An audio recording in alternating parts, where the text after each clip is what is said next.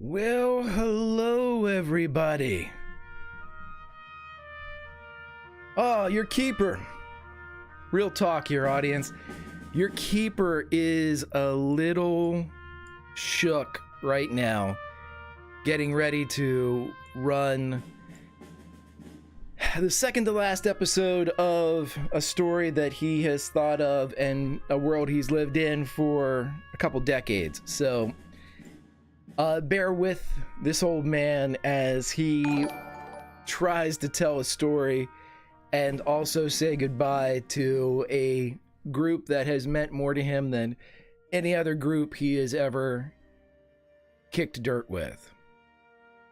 So with that being said, and with the ability to go back necessary to go forward, I will, as I always do, hand it off straight up to my friend Lauren, and I will simply ask name, rank, and serial number, or as we do here, who are you, who will you be playing, and how do you feel? Hi everybody, I'm Lauren. I'm that salty ginger over on Twitter, she, her pronouns. I'm playing Miss Sabella Marie Ives of Ives Esoteric and Antiquarian Bookstore in the beautiful Lower East Side of Manhattan. And I love her, and I love all of these people. And God damn anyone who gets in the way of our happy ending. That's all. Okay, so, whoops. Who'd we lose? Steve.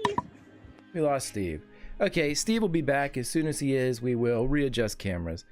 But, you know, would it be the end of Athena without an up-top intro filled with lovely technical stuff? No, it wouldn't. But let's see, who can we see on screen? Allison. Allison, we can currently see you on screen, so I will ask you the following. Name, rank, and serial number. But for us, that is, who are you? Who will you be playing? And how do you feel, my friend?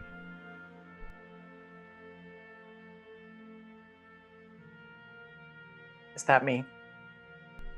It is. Can you guys hear me? Yes. I can now. Sorry. Okay, yeah. Yeah, name, rank, and serial number, Allison. Who are you? Who will you be playing? And how do you feel, my friend? Hey, everybody, it's Allison. I play Caitlin Jane O'Callahan, aviatrix extraordinaire, princess of the skies, America's flying sweetheart, and the leader of the Olympians. And I'm feeling things. It's about the best I can do, I think. Things are good to feel.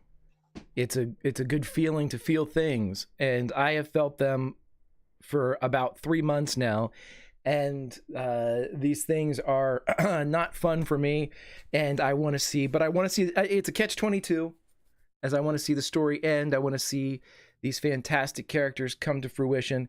I tell you what, everybody, give us 30 seconds. I'm going to jump off. We'll reset cameras and be right back. Hold on 1 second for us.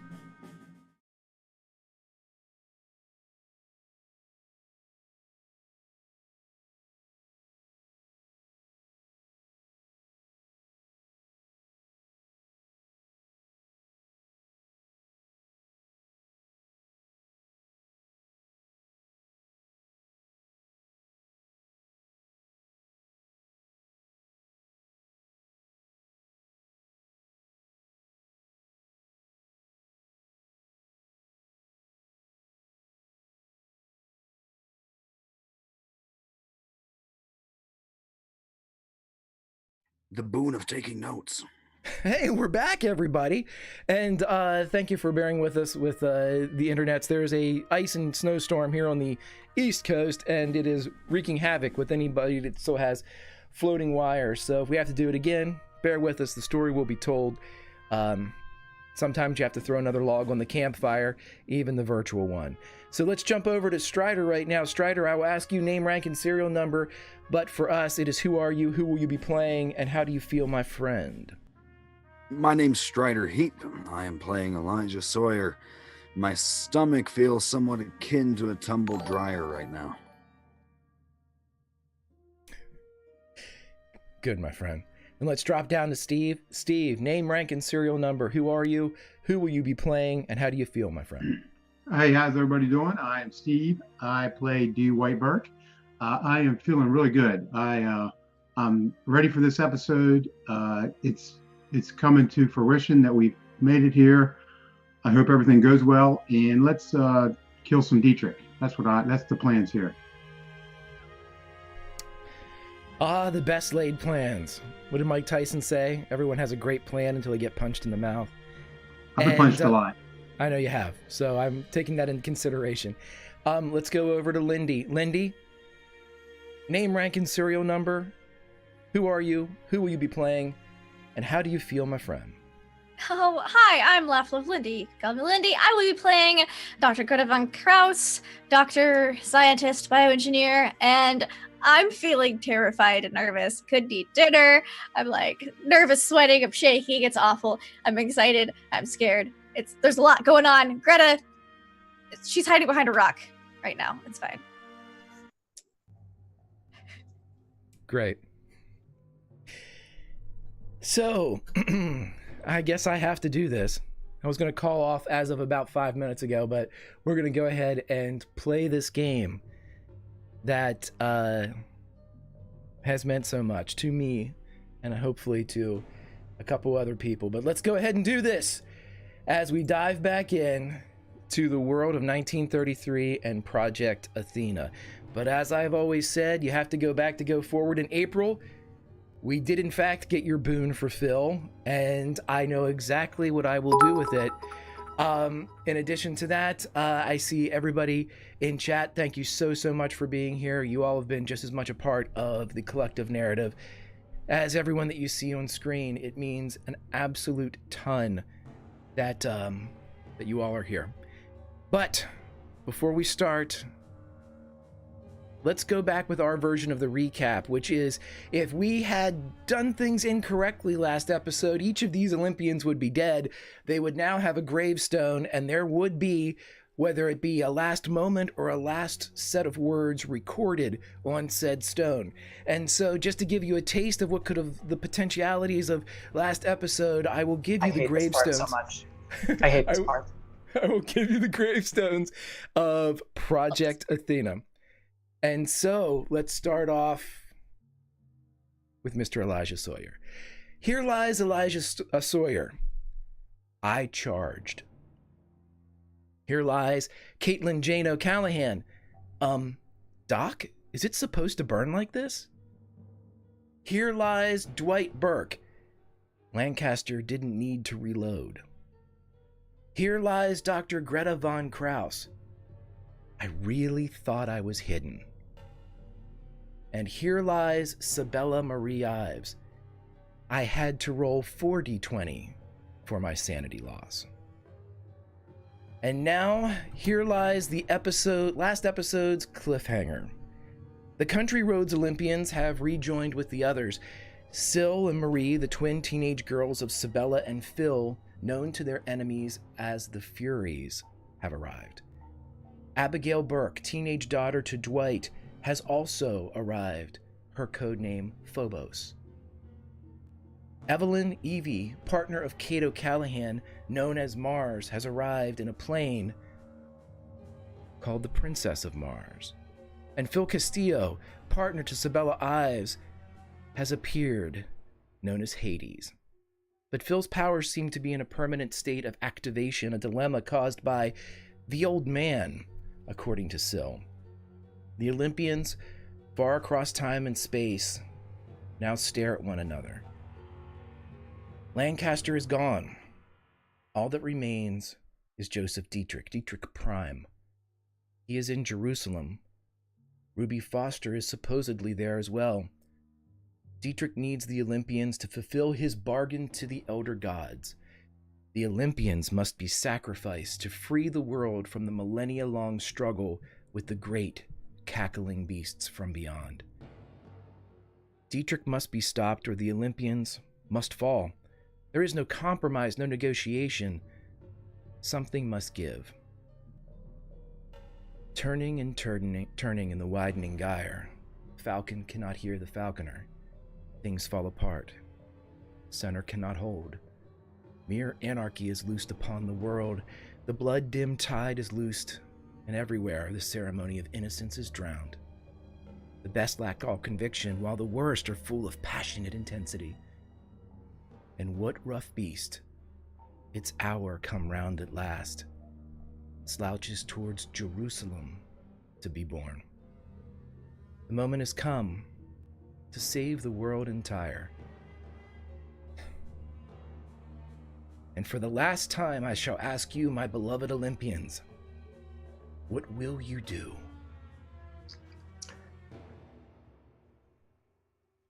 Kate stands up and brushes the sand off of herself and looks around for a moment and takes stock of the situation.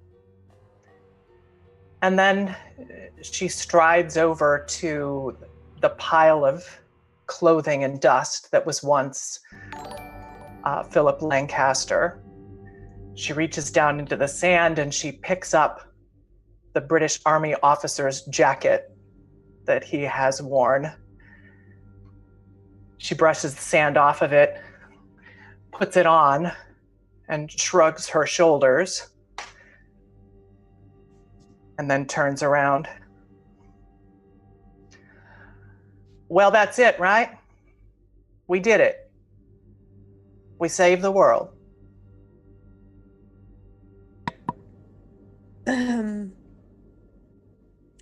Sabella turns away from Phil, who is still burning.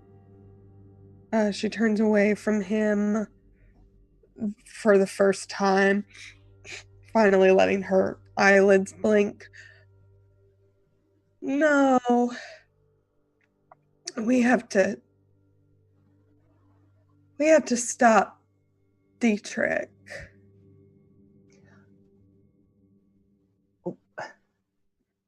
What do you mean, stop him? Bill, I thought we were all working for the same goal. Oh, right. I remember why I didn't want to tell you this. He thinks he's found an alternate way, which involves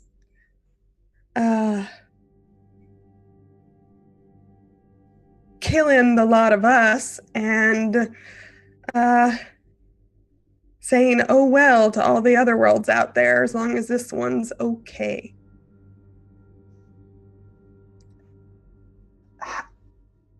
I walk closer and my voice drops.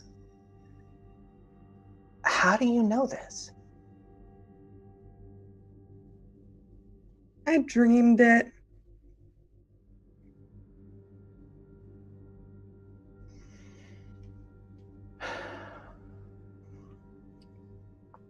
Phil?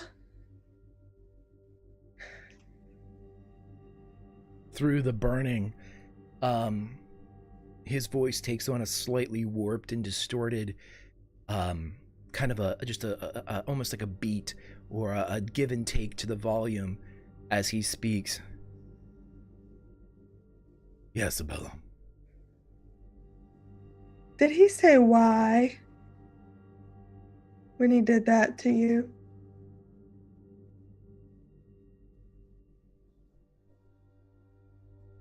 He needed me gone. Can't eat, I can't drink. Held on long enough to get here.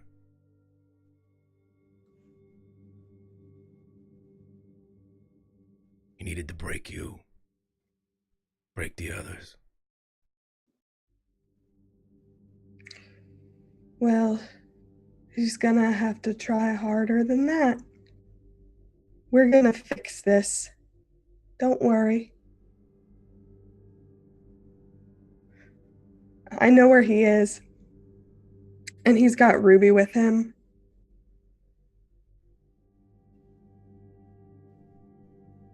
I don't know why. But I know where we have to go. Where's Jack's body? You had all left it when the fighting started. The nail had been taken away from the necklace around his neck. Presumably it's still there. What? Did you take that from Jack? Dwight doesn't. He's focused on his daughter, and he's still hugging. He's like, "I'm going to get you out of here. All right, I'm going to get you out of here right now. Where's your mama?" She cups your face in both of her hands, and this is a girl now of 13 or 14, not the little girl that you remember from the farm in West Virginia. She passed, Daddy.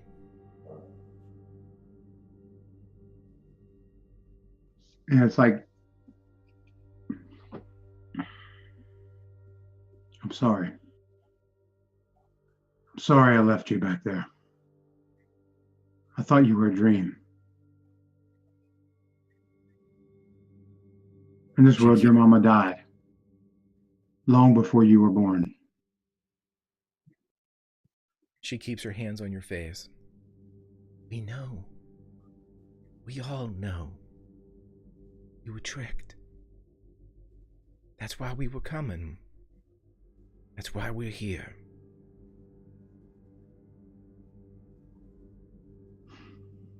I'm going to get you out of here, I promise. She pulls the revolver from her hip, spins it around in her hand, cocks the twirl 3 times, spins it and puts it back in her holster. Oh, Daddy, I'm just where I belong. Dwight kind of smirks at that.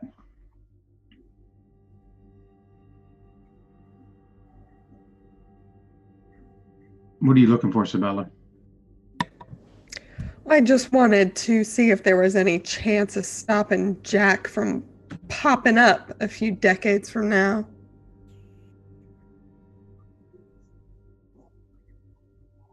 Yeah. Dwight's like, he had a nail on him. A nail?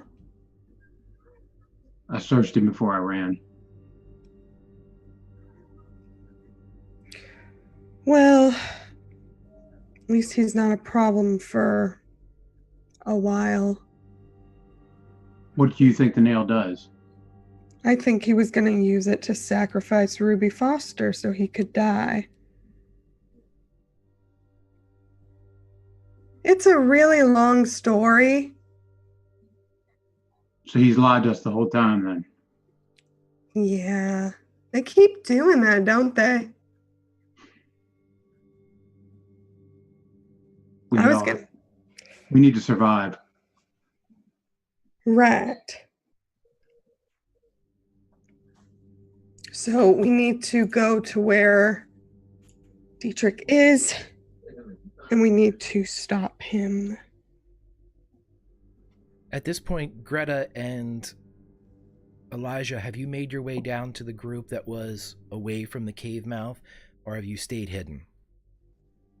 Yeah, if Storm's kind of finished, then yeah. Yeah. Walking down there, probably grumbling out loud to himself, half to Greta about Phil up there. He hasn't stopped flaming. Maybe something is wrong with him. I don't know. Maybe he's just really excited. I don't know how this whole fire thing works. I would like to study it. Take some samples. Yeah, he thinks he can just swing in, fix everything, and be happy and have a family and stuff. He's worse than I am. I mean, like, I'm no saint, but that guy... I believe you. Certainly. I always prefer Herr Dillinger to Herr Castile. Yeah. As the two of you walk up with your deliberations going on, you catch the ending of Sabella's statements about projected course, and I would like Elijah to roll a psychology check or a psychoanalysis check.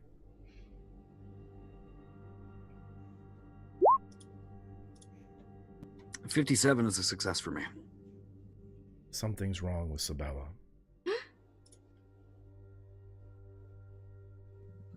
It's not something that a normal, quote unquote, normal person would feel, but a con man who is bred and practiced to not understand not only the air of a room, but the mental energy of a room, to know if he or she is found out, if the proverbial job is over, if it is dangerous. When you walk up and you hear her words, there's a different meter. There's not a desperation, but an exhaustion, a mental fatigue. And you, more than anyone else, picks it up. They're definitely going to head in that direction over to Sabella then. He's going to tug on Greta's sleeve and nod towards her. They're walking over as she's finishing up her story. Well, of course it's going to be a long story. You're a librarian. If it was a short story, you'd go out of business. Hi, Elijah. Yeah, I like the grenade splody stuff. Thank you. It was taxing. Impressive. We have to move. I'm going to recount everything that I told the others to them. Mm-hmm. Does anyone need any healing? Any first aid? Okay. I would not say no. I would take it. I already gave certain people. I gave Kate and Elijah first aid, so I don't think I can first aid them again, but I could give Dwight and Sabella first aid. So Greta will put a band-aid on Sabella. Also, everyone, Levi has given us all 2 advantages that have come in. So make sure you're keeping track of the ones that I have given you up top, so you know to add those to your totals. And I will tell you this. If you would like to... the water trucks remain. Lancaster's troops are gone. The wrapped creature is gone. Lancaster himself is gone. You did not have vehicles before this, but now these water trucks are trucks. If you would like to use those and heal while you go, I will allow that for sure. Let's do that. And let's also arm up, assuming that the troops' weapons didn't disappear with them. Can I pick up Lancaster's elephant gun, Cheech? Yeah, absolutely. How many shells does he have? There's probably no shells to it, is there? Looking around, you find what look like about 2 large caliber slugs that would fit into it. But he seemed to have been firing quite a few at the Furies. And I'm looking for a submachine gun, if there's one laying around, and gathering up as much ammo for that and for that German handgun that I've got now as well. You can definitely find additional bullets or a handgun that would be used by the men, but none of them had machine guns. They were all carrying bolt-action rifles that seemed to have been from a different time. Well, it's better than nothing. Sabella's just kind of standing between Phil and the girls, breathing pretty hard, seemingly kind of out of it. You all right, Sabella? I'm band-aiding you first. I knew we'd be on a first name basis eventually.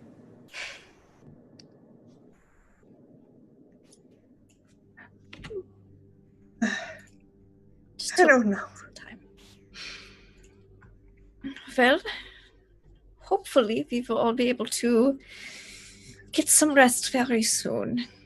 And not the permanent kind, just the vacation kind. The not running all over the place from people shooting things at us all the time kind. We should go on vacation. Everywhere seems terrible, though. I'm definitely not welcome in quite a few countries at this point, I don't think. We'll have to figure something out for all of us. What about Iceland? She kind of cracks a smile over at Phil. Phil is very quiet when you all are loading into the trucks. As all of that is happening, I walk up to Phil as well. You can get within about 5 feet. Yeah. It's good to see you, Phil. Good to see you too, Kate. So, which one of y'all is in charge of this motley band?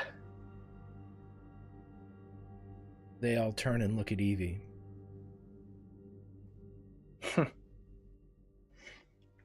Where is she? Is she kind of clustered up in the group at this point? She's approaching Elijah.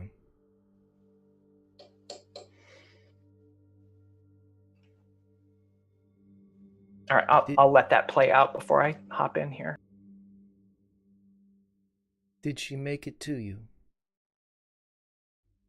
Ruth. Perhaps I didn't give her the best reception, but she did.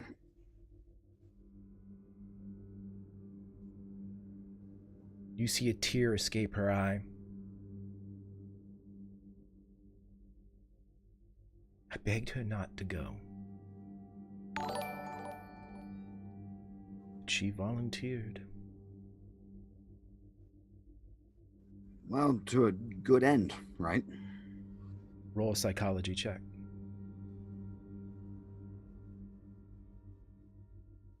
I have so many advantages right now. I gotta use these. I'm gonna roll with advantage. That's good. Extreme. The woman in front of you, a woman that you barely know, is furious with you.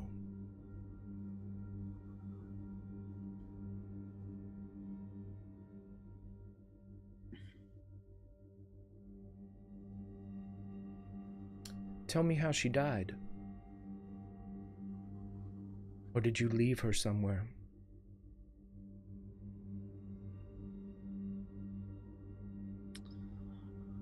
I don't know where she first showed up. She was having a bit of a rough time. And she was able to get my attention while we were escaping from some sort of prison, asylum, something. As to why and how she was where she was, I have no idea.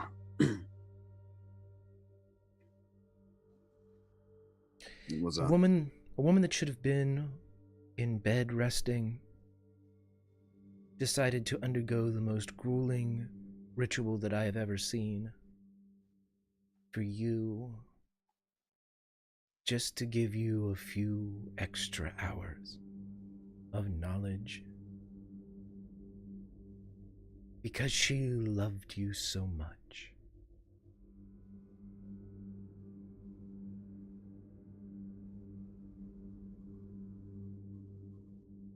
Yes, she did.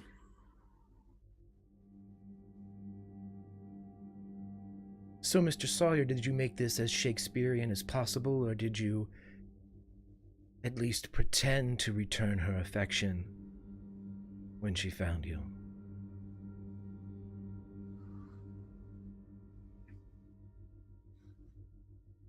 If we met, you and I,